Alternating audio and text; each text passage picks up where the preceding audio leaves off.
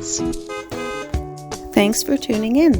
If you like this video, please give it a like, comment below, and take a moment to subscribe to our channel. Les Méchins Quebec is a picturesque town along the Gaspé Peninsula.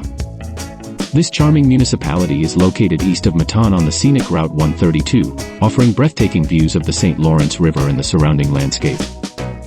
Les Méchins isn't just one place, it's a collection of small communities, each with its own character, adding to the rich culture and charm of the area. The town's name has an interesting story. It might come from the French word méchant, meaning wicked, referring to the dangerous rocky coastline. Another theory links it to Matsi, a one-eyed monster from Mi'kmaq folklore that once roamed these lands. The history of Les Méchins dates back to 1859 when the first settlers arrived. By 1876, the mission of Saint Edouard was established, and by the late 19th century, the town had become a hub for herring smoking and shipbuilding.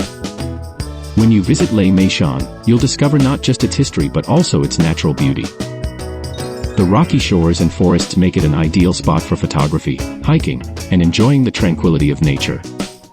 Les Méchins is a hidden gem, full of stories and stunning landscapes.